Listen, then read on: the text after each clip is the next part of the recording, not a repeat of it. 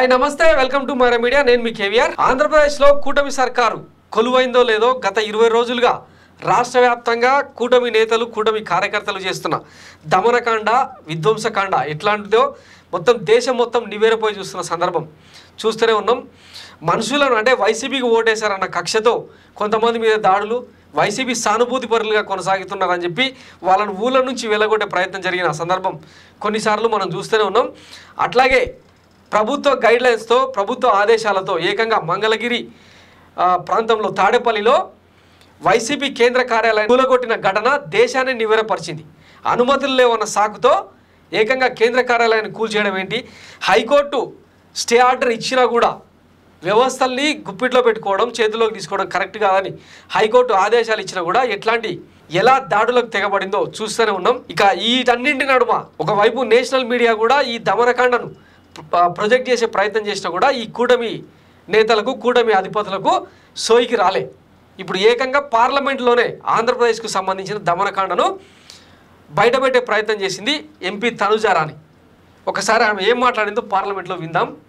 One more issue, sir. As a party, we have demanding the special category status for the last 10 years, sir. Now the NDA government required the support from the TDP to stay in the power. This is the opportune time for the central government to grant the special category status to the Andhra Pradesh, sir.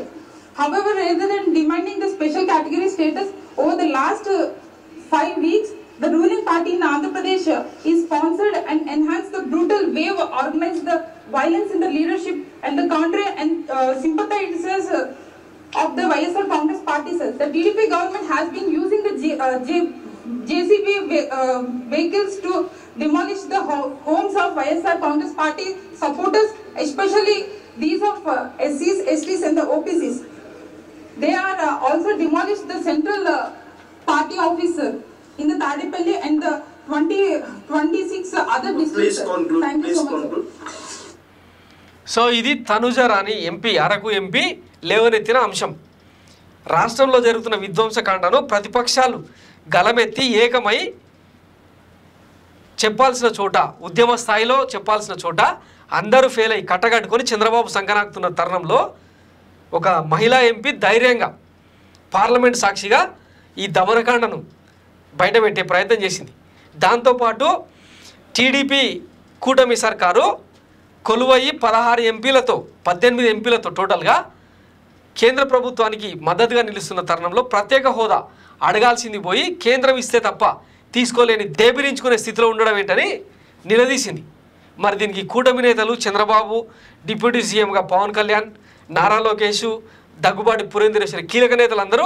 ఏం సమాధానం చెప్తారో చూడాలి ఆంధ్రప్రదేశ్ మీద వీళ్ళకున్న ప్రేమ ఏంటన్నది చూడాల్సి ఉంది ఇప్పటికే పెన్షన్ల పంపిణీకి కుక్కల కొట్లాడలాగా ఎట్లా కొట్లాడుతుండ్రో చూస్తున్నాం కదా మేము పంచుతామంటే మేము పంచుతామని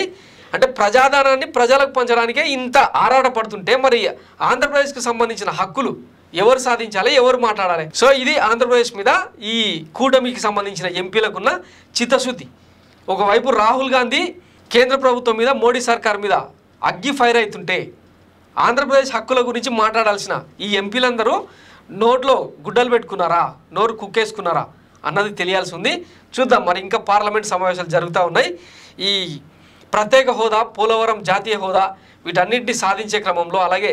విశాఖ స్టీల్ ప్లాంట్ ప్రైవేటీకరణను అడ్డుకునే ప్రయత్నం ఏమైనా చేస్తారన్నది వేచి చూద్దాం thanks for watching Myra Media నేను మీ కేవీఆర్ థ్యాంక్ యూ